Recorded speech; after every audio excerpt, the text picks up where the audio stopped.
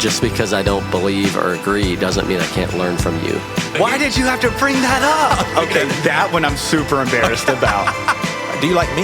Do I like you? Yeah. As an individual or as a podcast? Just as a person. No, I like you. Okay, cool. Yeah. Cool. And I don't have any interest in appearing to be stronger than I am. I ain't bow to Nebuchadnezzar's statue. He gonna lead. You feel me? How do we love people who see the world differently than we do? What would it look like if we truly loved all of our neighbors? Could listening to their stories be the first step? This is Seacoast Church, and there's way more to talk about. All right, let me take a guess, but it's not a wild guess. I'm putting some thought in this. You guys came to Seacoast in 2009. Close. December of 08. December of 08. December of 08. So I was close. You're really close. I was close. Yeah. I mean, you probably didn't see our face. Well, I don't know if you did until 2012, but we were at the Dream Center really until the Thorn of 2009. Yeah, so like February. April. Gotcha. Yeah, March, April. And then your entryway basically was being hired as a volunteer to be Satan. Well, I wasn't hired. It was just a Volunteer. dream team deal. Yeah, I guess you can't say hire if you're not getting paid. Yeah, I would have liked to have been paid, but I wasn't paying good. How does that feel that your first dream team role was Satan? Because not too many people can say that. It's true. And that my actual first paid role was working with children. And so my resume went from Satan to Kids Coast. That's special. Parents go to you and say, "Oh, you're the new director. Well, tell me, what's your background like? What's your ministry experience? What, Seacoast? Yeah. Satan." Yeah. I had to shave my head, wear a skirt, and have full body airbrush. So when I started working with kids, people were like, "I feel like I know you." This is really unconventional. Well, think about mine was a fair to wedding director. I don't know. Best onboarding. All right. So one of my weaknesses is a podcast. I'm trying to get podcaster and I'm trying to get better at it. But thinking through what our listenership is aware of, they have no idea what I'm talking about with Satan. Yeah. So tell people what we're talking about. Yeah, so Thorn was kind of a big deal around here. It was. That year, 2009, was the first year that Seacoast did the Thorn, which is like Cirque du Soleil meets Passion of the Christ. And so flamethrowers, people swinging from the ceilings. And if you know Seacoast, like we're a lot of things, but theatrical is not one of them. And so I look back, and it was largely because of Jim Miles, the guy who leads it now, was just very gifted in that way. And so the church culture isn't that way, but the leader here kind of brought it in. And so first year, because there were so many rehearsals, it was largely staff as like Jesus, Judas, all these key roles that required a lot of rehearsal. So they were looking for someone who had time and a little bit of a club vibe, like some rhythm. There was no speaking lines, so that was right up my lane, and I was unemployed. And so Scott Kenny, who was our neighbor, was one of the directors, and he was like, "Hey, my neighbor used to be a pastor, and he's unemployed. He'd be perfect for Satan." I had nothing else going in life, and so I was like, "Sure, shave my head, wear a leather skirt, full body airbrush." Yeah. What That's else you the got? funny part. I think they did want abs, but they handled that with the airbrushing. Oh yeah, they painted those things right on They're there. like, we're not worried about that part of it. Just go shirtless. I'll tell you. I think this will be kind of a sweet memory of mine that will be neat for you to hear because it's from a completely different perspective. But I was on some sort of trip, and I know Pastor Josh Surratt was on the trip, and I'll never forget when he, I think, got off the phone with someone or read an email, and he kind of turned around and they're like, "Josh Walters killed it at First Wednesday." And it was kind of a big deal because that was your first time teaching here. And I just remember Josh turning around to us and being like, "Josh Walters killed it." We were like, "Oh, sweet. All right." That's awesome. That's awesome. I don't even remember that. Yeah. You don't remember your first time teaching here? I do on the I weekend. guess it wasn't but more my first- memorable. Well, I just don't. I mean, I'm sure I was terrified and near vomited before going up.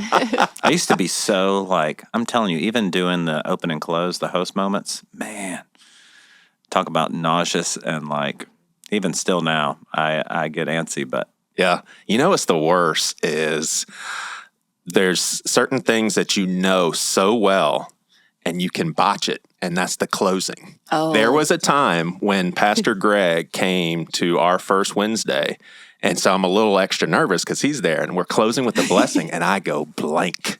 And so I tried to play it off. I was like, we're going to close out with the blessing, but we're going to do it together. So So did people start it? I think so. I don't really remember, but yeah, I was pretty scared. My favorite botched moment like that was actually of Jim Miles, who he was going up to do the close. Normally, there was a season where you had to go up with a Bible and read it. Yes, and we don't. They don't have to do that anymore. No, we don't have to do it anymore. We can memorize it, go with a Bible, have it on the screen, whatever. And he didn't have the ribbon in his Bible, and so he goes to open it up and realizes it's not in Ephesians. Then he starts flipping through the Bible and realizes, I don't know that I can find Ephesians. And so he says to the worship leader, Brother Martin, could you give me some Finding Ephesians music? And everybody died laughing. Oh my gosh. I feel like that's real, though. Do y'all think with YouVersion now, like when I go to open my Bible and I'm in a public place, I really do start sweating. I'm like, oh my gosh, how long is it going to take me? Is someone going to judge me? Like the teenager generation, they're probably like not even used to that at all. But you guys will get a kick out of this. So when I was at the West Campus, we had someone who went up on stage. He was on staff, but he just decided, I'm gonna do my own closing, and he just picked a different scripture. You don't pick your own scriptures. We do. That is so funny. The Lord bless you and keep you. Yes. Make his face shine. Well, it's funny. All the churches we visit that were planted kind of out of Seacoast, but they're all in church, they all have a blessing, but it's always different than Ephesians 3:20. I always think that's so interesting that they're like, but this is my own, my own spin. Yep. All right. So all joking aside, when you were doing the thorn, where were you guys at? Like, had y'all experienced some healing already, or in the middle? We were in the middle of it. I always say, I was dancing in the thorn. So when you were dancing in it, the scenes you were dancing in were like the Satan war scenes. And I really do think the Lord used that to help capture my heart, because what I didn't have a right estimation of, I don't think throughout the whole thing, was just how devastating this could really be. Not to say I made light of it, because I didn't. In no way our story allowed for that, Yeah. Especially with him being a pastor. So there was a lot of heaviness, but I just don't think I realized like generational legacy changing, the devastation. And we've walked with so many couples now that it is a miracle to make it through an affair, something like that much betrayal, And so I just think during the course of that thorn, I was watching just this war happen over my heart. And I would be up in the scene watching these like heavenly scenes. And it was the first time I kept thinking, oh, wait, maybe this is more about me and you, God, than specifically about Josh and I. Because see, a lot of the voices that I was listening to in the kind of luring away were just, will I lose my salvation? No. It was like that small twist of lies. Can I not have what I desire? Do I really have to follow according to his word? Do I really trust him that the path is Satan better? Was still asking questions. He started that in Genesis. He's still doing that stuff? Yes.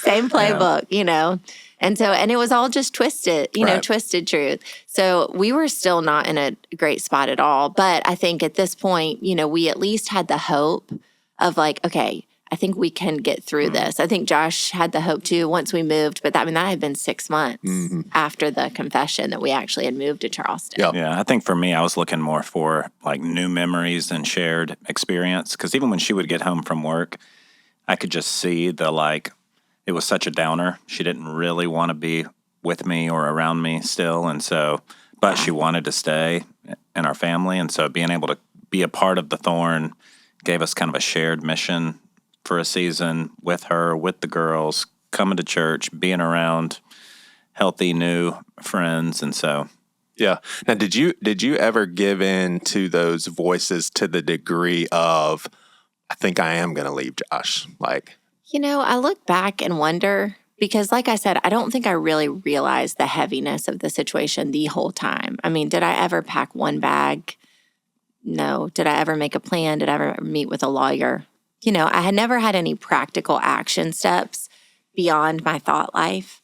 But so I'm not real sure. I do think during the thorn, I remember meeting Charlie McGurty. She was my dance teacher. And I remember having the thought, like, I wonder if I could ever stay with her if this didn't work, if I couldn't stay.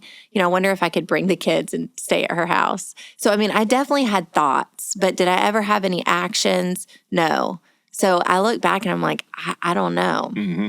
Yeah. Yeah. Let me ask you this. So going into marriage for me, so I'm 25 years old, Christian, and I think at that time I could pretty much say at that age in my head, I'm like, if Priscilla ever cheated on me, I'm out. Like, I just couldn't handle that. Whereas now, 46 years old, I get that affairs are a little more complicated and, you could probably work through it. And I don't have that peace out mentality now. Mm-hmm. You are a young guy. I mean, before this all happened, you had to, I think everybody entertains that as a possibility, maybe in premarital counseling or just whatever. It's just something in your head. Did you have kind of like if she were to ever do this, there's no way I could handle this. I'd be out. I don't know, man. Yeah. I'm kind of Long the same time ago, way. Ed. Well, I look back and I even think about it now. You know how you go through things in life and look back at those seasons years later and kind of question, like, could I do that now? How did I do that then? Yeah. And I really think it was a grace that I was walking in. I do think I very much meant my vows, and I knew enough in ministry to know that marriage is hard and that we're sinful, broken people. I think I knew, like, God hates divorce and made allowance for it because of the hardness of our hearts, and that his best, if while I was still a sinner, he'd send his son for me, that, like, me laying down my life for her, like, this was supposed to be the picture of his love for us. And so, and I think part of it, I still was close enough to my death to life conversion that I had hope for, like, man, I never saw this coming. I can't imagine a darker, worse relational death, but I've also seen what he can do, and I know he can bring new life. So I don't feel like it was some measure of maturity or a choice that I was walking in as much as it was a faith decision of what God wants, of who God is and what he's capable of, that just kept me like, and my dad had been divorced but then married my mom. And so I didn't know that till my junior year of high school. But like the more I started talking with people and learning my own story, it was just there's a desire to live the narrative God desires and have the blessing of that. It's interesting, though, because, Joey, I would probably say I think I would have known he would have stayed, even if I would have cheated on him when we were dating, or early married. Like, you don't really know what's in you until you're pressed, but sometimes other people close to you know what's in you. And we were in premarital counseling, and our pastor gave us this book of a girl who had Alzheimer's, extreme Alzheimer's, and her husband took care of her. And I remember being terrified, like, that's going to be me. He's going to have to take care of me. I'm thinking, why else would a pastor give you that book? I thought you were saying you're going to have to take care of me. No, well, which would be terrible. He knows that. But I knew then, like, we talked about it, and he was like, I would do that. Like, this is part of the path. Like, this is the call. And so, I don't know, I think I just did have this security that he knew there's going to be a battle. No way, shape, or form did he think that it would be this specific one. But I think you did have more staying power, and I've seen it continually in other authority that he's had in his life. Like, there is no, like, I'm out. You've treated me wrong, I'm out. He doesn't have that, which, I would say, like, that is definitely more my nature. Yeah. Now, theologically, would you both now say he would have been justified to leave? Like, would y'all both say, if you wanted to, you could have? Yeah. Biblically. Yeah. Yeah. I would have a harder time around could he have gotten remarried if we were answering purely like theologically, what does the Bible say? But yeah, it's the area where there's he's made an account for, except for unfaithfulness, which falls into a bunch of and we think behaviors. it's probably because it's the path is destruction and hard-heartedness.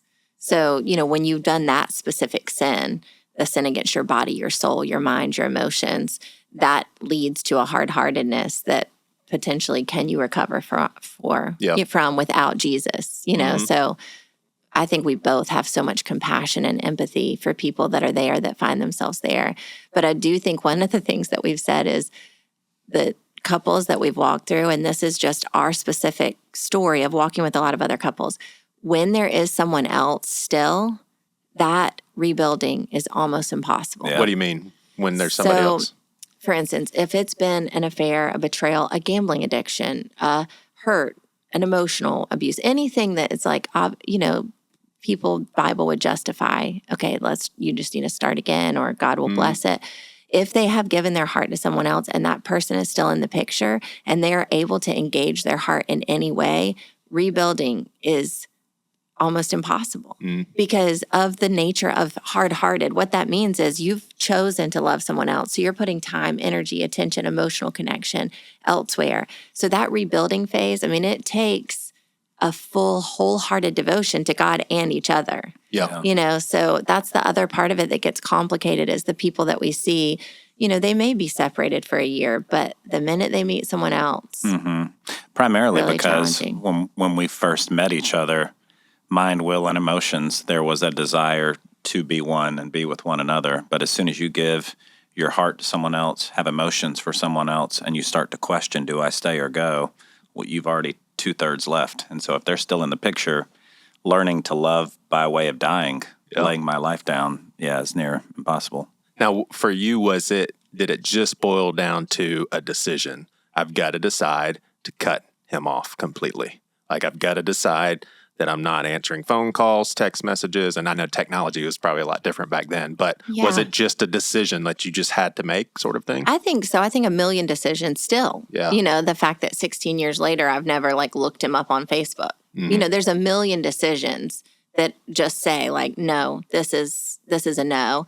But was it only me? No. He was also making decisions. They stayed together too, the other couple. So it was complicated. Us moving was a big part of that. Could I have driven the roads past him for years and still stayed faithful to I'm not making any choices to connect with him? I don't know. Yep. Because the other complicated part, and again, we've sat with people that it's not just been a affair, but let's just stay with affair, is that you feel like a monster. You have a lot of shame. It takes a lot longer to get to a place of godly repentance, true repentance before God. But in that shame, you don't want to feel like a monster. 'Cause you're like, wait, I thought I had this idea of me 6 months ago that's gone. Well, the other person that has engaged in it with you, you're like, well, they're not a monster. So there is this draw to get back to someone who sees you as self-love as much as you wanted to see yourself, Right. And obviously that's anti-gospel, but still is. And it seems like people, including the church, have the least tolerance of marital unfaithfulness. It's like we don't have any problem with having compassion for the alcoholic or, someone that messed up finances big time. It's like, well, that's a mistake. But it's like, you cheat. And kind of the public perception is that's messed up. You should have never done that. Very little grace. But I do want to ask you, Josh, with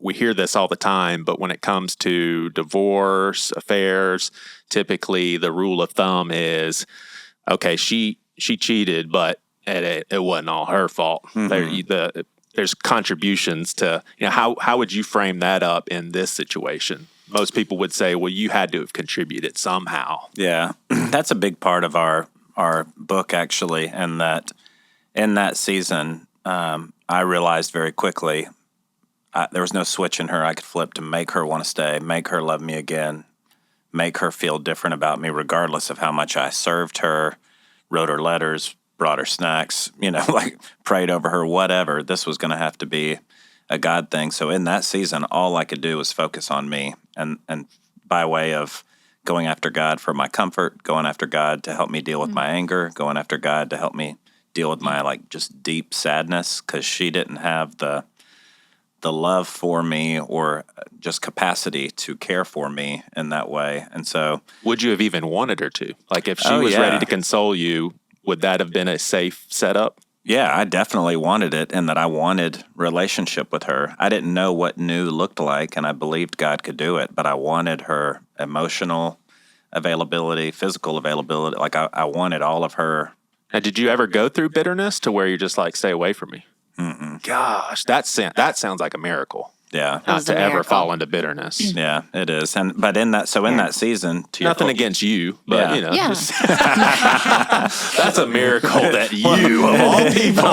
It's really So in that season, because of that pursuit of God for all those needs for myself, the start with me piece, like all it was me and God. And so I think he helped me see, one, my sin, the degree to which I had been forgiven, but then two, like just in time, I never saw the subtle drift that even allowed her to consider entertaining giving her heart to someone else. Because for a long time, it was all purely emotional in her head because I was gone so much, working so much. We were running so fast, early mornings, late nights, all the things that I thought was adulting. So in that season, I think taking a closer look back and praying through, how did we even get here? It didn't cause me to take ownership for her decision. It didn't dismiss her decision, but it did help me see, man, in any relationship and in any crisis like this, there's a shared responsibility, especially as the head of the home, because there's just some small decisions I made in time that created a culture that even, would have allowed for this. And it's interesting. I can't even, imagine from his perspective being able to do that, to start with me, because think about if it was, we have different needs, like sexually, Josh and I, but imagine if he had these desires and I was withholding, or wasn't giving him the need that he had for a year at a time. And then I find out he's had an affair. And in that way, but he's repentant, you're like, okay, there's a part that had to play in that. But imagine if I was trying to show up in that way, 1-2 times a week, and still his appetite, leads him to do something like that. So I think that it's always complicated for many people, but for us, it wasn't like he was emotionally withholding from me, never speaking to me, working all the time and not paying any attention to me. It wasn't that. We just try to remind couples that the human heart is complicated, and especially for women, I can only speak for women, but it is like a garden, and there are many little ways of tending all the time. And so this one, what do you put a percentage on it? We don't know, but was so much about my own appetite, my own selfishness, my own self-love. But for him to be able to say, okay, it's still a garden that I am responsible to cultivate. So where can I start? Where can I really tend to some of the issues that led us there, even if some of them are my own abandonment issues or my own traumas or my own self-love. He still took responsibility to help tend those things in me, and that is such a miracle, but it really does take that for every couple who's wanting to rebuild. Yeah. Was there a moment in which you both were like, oh my gosh, we're going to make this, we're going to make it through, and you're like excited? Like, was there a moment when you're both like, oh my gosh, we're gonna be together? Yeah, I think it was probably different for both of us. Yeah, I would say it was a lot of little moments like that where there was hope early on, but then there would be like, it very much felt like the 3 steps forward, 2 steps back constantly in those initial months. And so I would say there was a lot of little God moments along the way. The most marking one was on this trip to the Grand Canyon. We had moved to Charleston. I still didn't have a job, so I'm home with 3 kids. Katie went from an elementary school to the jail for teenagers. She was a kindergarten guidance counselor to kids that have been arrested but not convicted yet, and have a guidance counselor in the jail. And so that was the shift she made. And so in that time, I find this car on eBay. We fly to Scottsdale, Arizona, are going to drive home over a long weekend, drive up to the Grand Canyon to see a sunset. And I had never been there. This was like the Rand McNally book days, no phone to guide us there. I have no clue where we're going. Thinking this is a dumb idea. We're never going to find this big hole in the ground, right? And so there's huge trees on both sides of us, nothing pretty or beautiful in terms of the scenery. And I start seeing these turn arrows. We round this corner right as the sun's setting, and it's the most epic sunset on the Grand Canyon. Katie was asleep in the car. But God spoke to me and said, that's how quickly your story can change.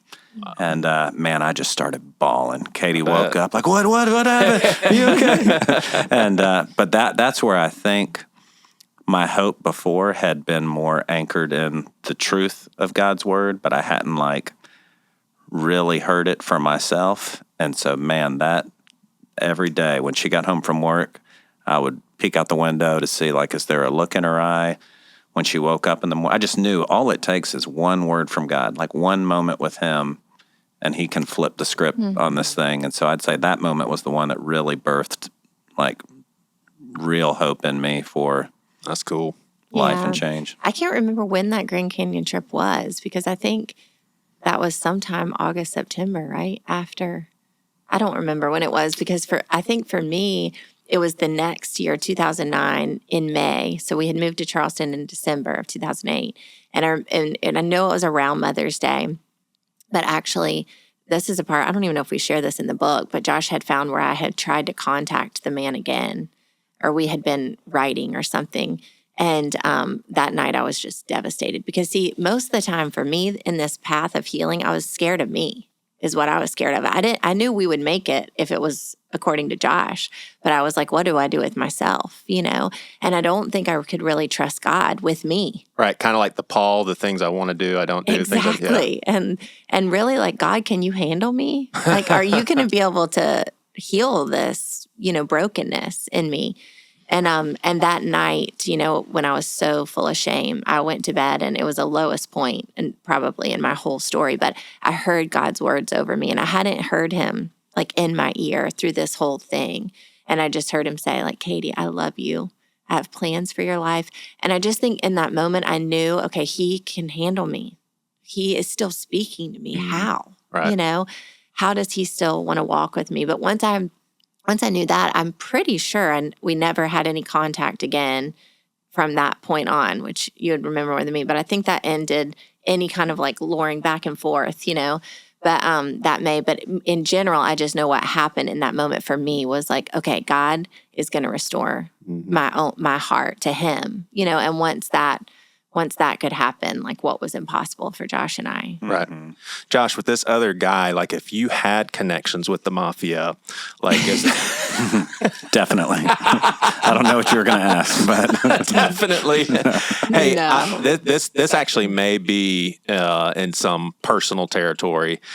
How have y'all walked this with your kids? Because I know you had two kids that are too young to understand anything, but now you have older kids, you have adult kids. Yeah. Like, how has this what's the conversation like with them as they get older? Because I think the best ones are the ones that weren't born yet, the 13-year-old, because they're like, well, this had nothing to do with me, obviously. I wasn't even around, so. tell them what Abel said after our last. Yeah, we Abel. shared our story at Seacoast just a couple weeks ago, and afterwards they get in the car. And Abel's 15, and, he was the one that was born, like, during all this, and we get in the car, and I said, buddy, is it hard? I know you've heard our story so many times and we've talked you through it, but is it hard sitting there in a public place, your buddies, hearing our story, hearing Mama and Daddy's story? Good question. And he was like, Mom, I just think it's overused.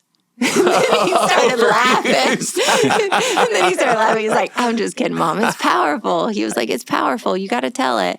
And it just made me feel so comforted that he could see that God uses our brokenness, And I said, well, buddy, I really feel like we should tell him what a good wife I've been over the past 16 years, And I was like, do you think I should tell the church that? And he was like, I'll slide it in there for you, Mom. I'll keep sliding it in there.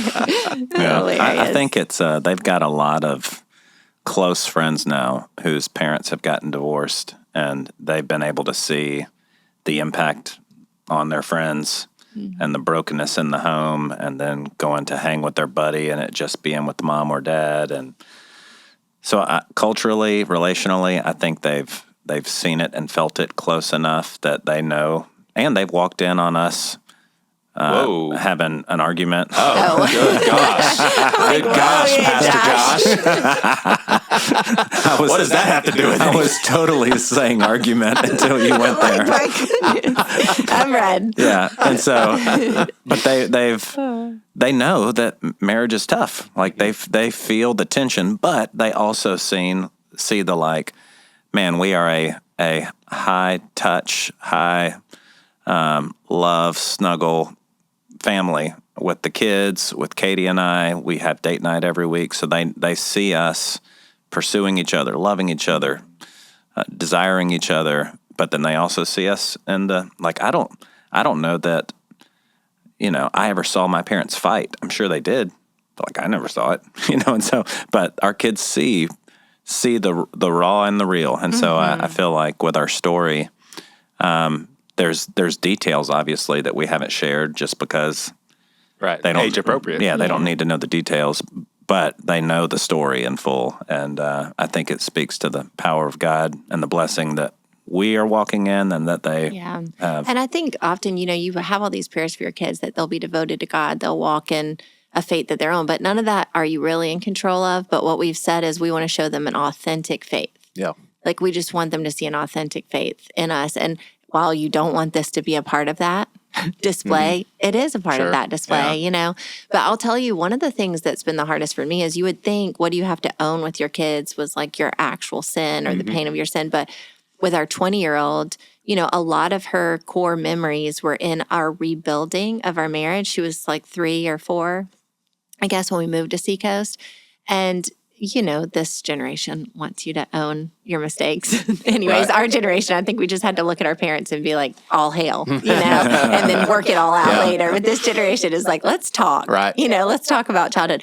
But the truth is, like a lot of the rebuilding of our marriage, rebuilding a ministry at Seacoast, because we were starting over, Josh was especially at 27, 28 years old, happened during the core parts of her childhood. And there's ways that I think she felt like, did it take more time away than it was needed for us to rebuild our marriage?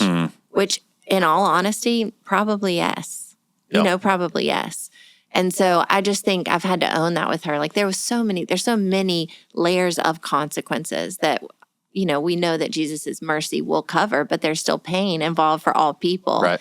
And so I think that's an interesting thing with kids who have gone through any kind of piece of it. You may think, what did the 3 or 4-year-old know? Her friends didn't know it. But she felt in our home the rebuild. Right. Right. Are you done with the mourning process? Like, do you ever get stuck in feeling bad and have to reconnect with God to this day? Yeah, I do, but a lot less often than I used to. Like the first time I preached on it, I didn't really tell my whole story, but it was 5 years in at Seacoast and I cried through the whole thing.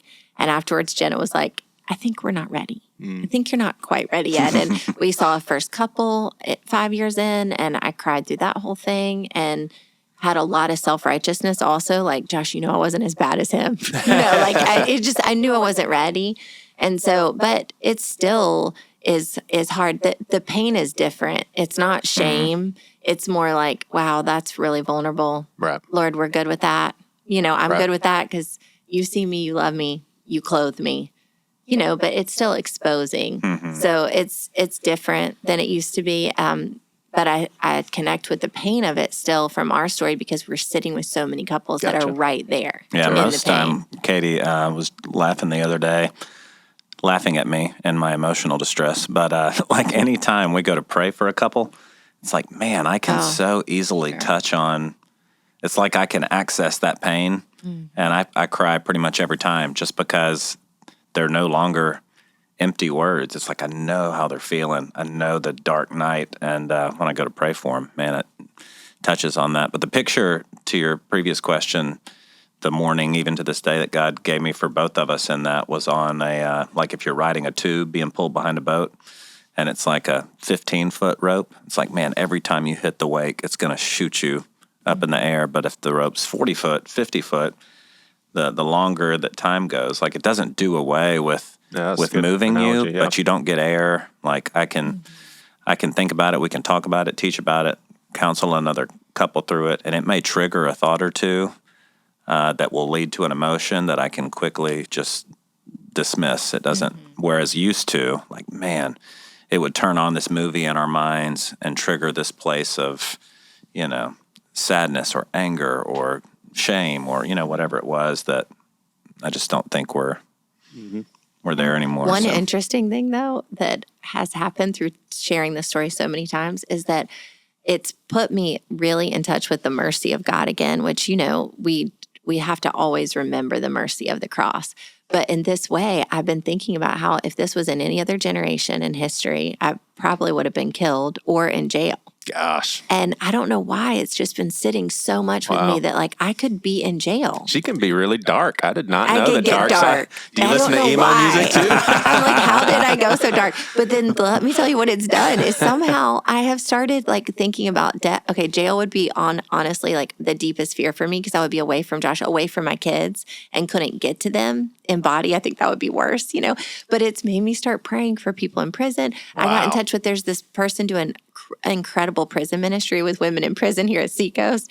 And I'm like, I need to know you. Can I, so anyways, it's just strange how God connects you to the mercy and lets you attach to his mercy more than your shame. I think he'll do that for us as we process those emotions with him. But the emotions come for sure. Right. I just think it's taking them to his feet and letting him help us figure out how to handle them. Yep. All right. So new marriage, same couple.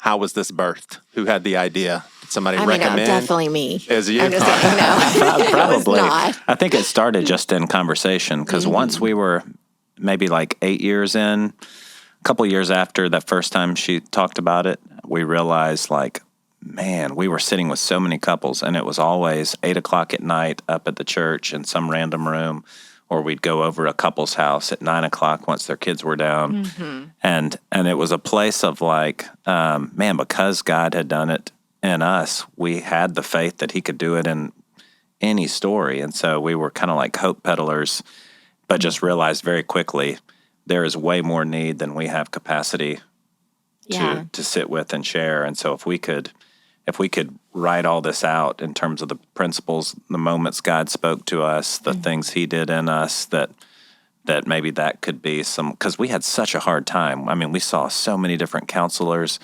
that were awful. We had a community, like a church family that we straight got severed from. So it felt like no man's land. And so for the couples, whether you're in a rural context or not really connected in a church or not even a believer, wanting to get to a new place, questioning how, we were just like, man, I feel like there's so many people that walk through, maybe not our story, but something similar. Now they're at this crossroads and they need something to get their hands on to just help guide their path. And the wild thing is we really haven't sat with, of all the hundreds of couples, not one couple that had our exact same story. Mm-hmm. But, you don't know what's in you until it comes out of you. And I think when we would start to sit with couples, we realized whoa, he put a lot in us that is just in the soul of who we are, that it took as we were rebuilding.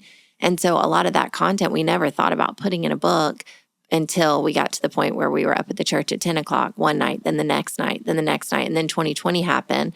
We started doing it in a small group over Zoom. And I think during that small group, you really have to get the curriculum into a format where you can kind of go through it over 8 weeks, especially when you're on Zoom. And so I think during that time, my sister's written 13 or something books. So that helps because you're sitting at a family table with her where she's like, you've got to get this content out, Yeah. Yeah, well, it seems efficient, too, because y'all had to have been the go-tos for adulterers. Hey, y'all go talk to Josh and Katie. Yeah, for sure. Will you please quit sending people? Now you have a book. Now we have a book. And we talk about Mac and Cindy so much. They're telling us that, too. Hey, could you not keep putting our names out there? Because people are texting us all the time. They're So would you say for our listenership, part story, part encouragement, part instructional? Yeah. Kind of all the above. And I think it's probably heavier practical than people would think because it does have the raw reel of our story, but it's threaded throughout the whole book, our story is. So most of each chapter is just real practical takeaways that they could actually start to do that Tuesday. At Seacoast, we're always thinking about how does this affect my Tuesday? So we had read enough marriage books that were all theology and you're meant to make each other holier and the theology around marriage. Yeah. So I would say it's probably more practical than... I've never thought about this till you just said it, but because I'm a pastor, I tend to think in points and words that all start with the same letter. Give us 3 points, man. Story, scripture, and steps. And I would lean heavily on the steps, to Katie's point, only because in that season, I feel like we took so many false starts with a counselor, with a book, with a fill in the blank that were dead ends that we really wanted to help lay some tracks. So our story in terms of the brokenness, scripture in terms of what does the Bible say about that pain, our journey, his love for us, all those things, and then steps for whether it's a betrayal, if it's relational drift, if it's pretty good, but you want to get to a new place, it's like the principles apply to all just because he made the blueprint for this relationship. So I'd say it leans more heavily on the... And if you're wondering where the acronym STAY came from, you can obviously point to Josh. You came up with that. We're going to get to that here in a second. We're going to give you that one because I'm terrible at acronyms. Actually, right before we get to that acronym, I'm really curious if y'all had a couple come to y'all and say, listen, we respect y'all. We respect your story. Yes. We don't believe in God, but we need your help. Now, obviously, you would be honest and say, listen, without God, we're not together, just so you know. But do you all have practical tools that someone who's just like, I don't really want the God stuff, but can you help me in my marriage? Because you have counseling background. You guys believe in therapy and science and all that. Like, is that something that y'all would be able to do? Well, I mean, one of the biggest principles of the book is just endurance, learning to stay through pain. And I would say I couldn't have done that without Jesus. But like I said, Josh had more in him than that, you know. And so I definitely think that people could apply the principles and that they could see themselves grow. I mean, that's the truth of so many of God's principles is that people are applying them all over the world and they see a harvest from it. Yeah. I would say that was a big motivator behind the publisher that we chose to go with within HarperCollins. They've had a lot of crossover books that were written by believers but read by a largely secular audience. And so I feel like his word doesn't return void, and the principles are all rooted in Scripture. And so whether you're a believer or not, if you were willing to walk out the steps, I think God would get a hold of your heart. But but even if you didn't allow him to, I think they would lead to life because they're his. Yeah. And I think it's a great book to give to a non-believer because non-believers actually like to see us admit to sin.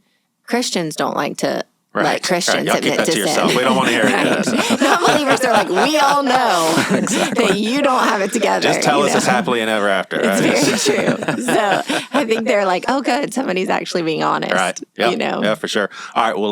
Well, I do want to kind of close out with the STAY acronym. The first one is it starts with you. Just unpack that.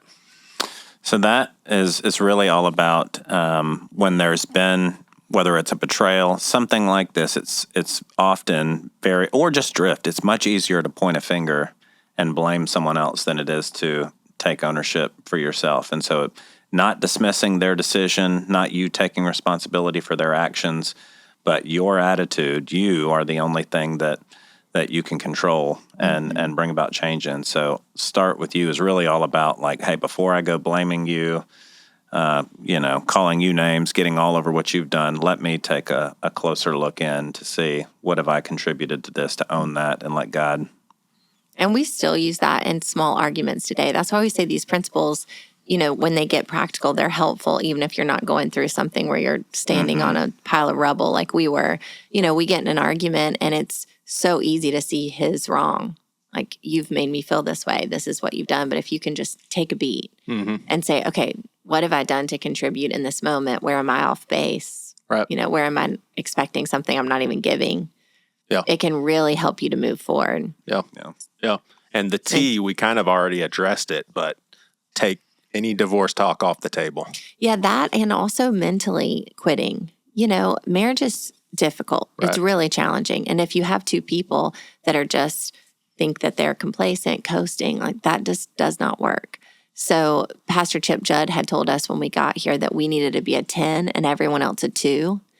And that there needed to be that big of a gap between our love, our energy, our affection towards each other and others. And that was like, what to me? I'm like, my sister, our children, to actually be a 10 takes so much time and energy and commitment. And so a lot of people, while they may not be quitting, meaning they're throwing out divorce all the time or they're contacting a lawyer, they're quitting on the intentionality marriage takes. Yeah. So there's practical tips to say, like, how do you know that you're not quitting on each other? How can you really invest? Which I would imagine there's a lot of marriages that are still together, but you have somebody or both who's quit. Yeah. 100%. And I would say this principle is one that people easily dismiss that is arguably the most important, and that people quit long before they leave. And they quit on things and will cloak it in things like, well, He's always been that way. We've always been this way. We've never done that. Why would we start? Just these places in our mind that whether it comes to the friendship you share, your intimacy, your desires, what God could do through the two of you in the future, we quit on each other. We quit on God. So take quitting off the table is really settling like, man, God does not desire for me to have a mediocre, mundane marriage. He wants it to be full, abundant, life-giving. But that's never going to happen if mentally, physically, emotionally, I've got a foot out the door, considering something else or assuming it's never going to change. So, yeah, you're not growing together, you're growing apart. Yeah. So it's just it's an important practical principle. Yeah. And then A is allow others to be a part of your story, and this is massive, especially in the church. We do think people would like to pay for counseling because they want the anonymity. They don't want to actually be vulnerable and broken in front of another person. So often couples that are in arguments that if they sat with another couple who could give them vision and hope, they could move forward. They could grow to a new place, but they don't. So they wait until, everything's falling apart. And then they want to pay somebody to come and speak into that. When if they would have just allowed others to be a part of it, give them perspective, give them encouragement, help them to move forward. And so we still use the practical tools of this still. If we get in an argument that gets us back into the same river, where you're like, there's something else happening here. We're not just fighting about this Friday night. Like there's something else happening. We go sit with another couple and we're like, give us perspective. Help us see what we're not seeing. Where's our blind spot? And even that is so powerful because it'll force us. If it's just us in the kitchen, our tone can get a little elevated. We can get a little sarcastic. We can use extremes. You always, you never. It can be about other things versus the topic at hand. But you sit down with another couple and you immediately weigh all those things. Your words, your tone. You humble yourself. And it's one of those things, I would say to this day, we're leading a small group launch series right now, and there's like 6 to 8 people at each table of 9 tables, and it's this principle, the idea of one of the questions, are there any couples you can fight in front of?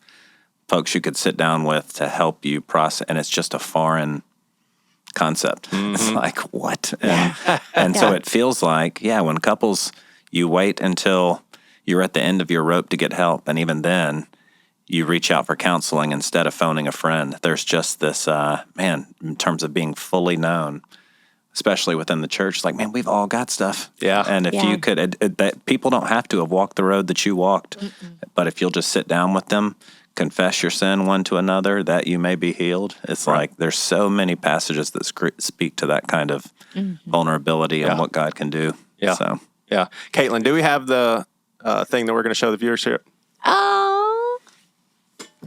Hey, guys. Hey, y'all. Hey, congratulations, you guys. We are so excited what God is doing through you two, your story, how God is using you all to restore and revive people first and then marriages. Yeah. We are so proud of y'all. So excited. Oh, my goodness. I have referred this and recommended this book to so many people. I've got friends buying it, strangers buying it. And hey, I'm even getting messages from friends from a long time ago because they heard you on Focus on the Family. So I am now a hero in their eyes. Hey, I want to give you two a chance while we are on allow others to be a part of your journey, just to tell us what these guys meant to you guys on your journey. They mean everything. I mean, that's why I cry when I see Cindy Lake's face, because it's funny, when I was trying to learn the voice of God, again, what he would say over me, it sounds so much like Cindy's voice, she just spoke so much love and hope over me, and that it's invaluable, and we need each other so much in these dark places of pain. When we can't hear our shepherd's voice, all we can hear is all these other voices of the enemy and our own desires. And to be able to have somebody speak that into you, speak Jesus' love into you, if I could just live the rest of my life doing that for other people, is all I would want to do. The couple things that come to mind for me is that I remember first coming down to meet Mac when we still lived in Columbia or in Irmo. And he was working through goal setting with me. And I'm thinking like, man, I'm unemployed. I'm staying home with kids. What goals could I possibly set right now? Nothing is going for me in life. And one of the goals was, in terms of being home with the kids, to be mentally present, not just physically present. I realized that in our pain and that season in our story, I would be around a lot, but mentally, man, my mind was elsewhere. And I say that just to say, Mac, in so many ways, embodied the change I needed in my life and his pursuit of God and his love for Cindy, ministry, parenting. And so I'm so thankful for his example in that season and today. But one thing that just stands out in terms of this point, allow others to be a part of your story. I felt so many times as a pastor when we're meeting with a couple and you realize like you're in some way helping them, and they say like, hey, well, could we keep meeting together? Or, hey, could you, like, there's this pride in you that's like, yes, I will continue. But Mac pointed us to a small group.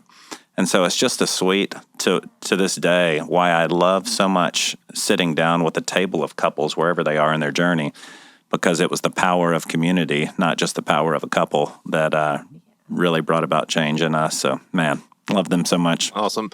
They're not there anymore. Oh. I didn't know if they were really there or if it was a video.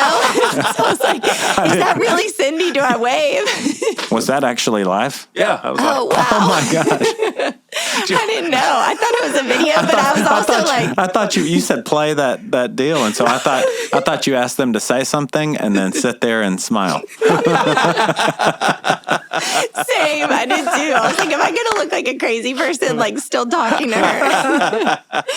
Oh, that's funny. I was going to bring up to them. I hear y'all are getting a lot of phone calls, and these two need to cut it out with the whole Mac and Cindy thing. Hey, we'll wrap up with yield to vision, looking past what is and imagining what could be. I would love for y'all to speak directly to couples. I bet you some of them are listening who received this link from someone saying, you guys just listen to this conversation. It may bless you. I would say, and you can kind of share the practical portion of that, I feel like much of our season of crisis came from vision drift. When Katie and I first met, we had so much vision of like, professionally, what do we want our lives to look like? How many kids do we want to have? Where do we want to spend the school year? Where do we want to live during the summer? We were going to be school teachers and global missions hosts throughout the summer, let our kids experience a American and global worldview, like vision upon vision, right? Mm-hmm. And then we get married, had our first baby, realized like, oh, you need insurance to have a baby. Oh, you need a paycheck when you're married. Right. We were still in college. And so the vision shifted really quick for a bunch of practical ways. And we never pulled back to like reassess, who have we felt called to be? Where are we now? And God, what do we make of that? And so instead, we just kind of got to work responding. And 6-7 years in, we're like, look at where we are now. And so I would say yield to vision is so important in every season of marriage, just because this desired picture of the future and what God's calling you to is always what you're going after. Yeah. And I think if you just simply think about vision as language, putting language to growth, because what we're talking about is a new marriage with the same person. What we're talking about is growth in every season. And most couples don't take a minute to sit down and put language to that. What is God doing in us? Where is he taking us?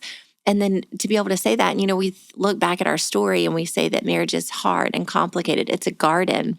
Well, if anything, it deserves to have the language surrounding it that says, okay, this is where we're moving forward. We're not empty nesters like culture tells us. We're not just in a season of hustle with the kids. We're in the best decade of our life. We're going to make memories. Here's our priority. Here's the goals we're going after. Even simple stuff like right now, we feel like we're in a season of discipline and correction where God's trying to really align some order in our life. I mean, none of that is sexy and none of that is fun. Mm-hmm. But when you say, hey, God is disciplining us because he loves us. God is aligning things in our life because of what he has ahead. It's just language, putting language to what God's doing. And so there's practical tools of how do you get that language. And most people that are leading teams or businesses, they know they have to have this language to take anybody to a new place. Like even this podcast, we're going to do it this way. You got to tell them why. But in marriage, we just assume like people are there for the ride, so it's just taking a minute to really craft that language of where are we going together. I'm talking a lot about, like, I would say this is much more Katie's strong suit. Like at the end of each year, man, she's hardcore with power sheets and evaluating her goals. How did she grow? How did she not? What does she feel called to next year? And like, that's just not my natural flow, And so I would say it's a place for couples where, man, vision is critical so that you can both run. But like, whereas for me, I've got a lot of vision for renovating homes. Like I can see brick and mortar and practical things and have vision, but like who we're becoming, the relational dynamics of our marriage and our family, there's a good chance that one of you is going to be a lot stronger suited in that than the other. So for vision, it doesn't mean they dictate or mandate it, but it means, man, we've got to be all the more intentional about coming together so that we can lead in the conversation craft it and get vision. Yeah.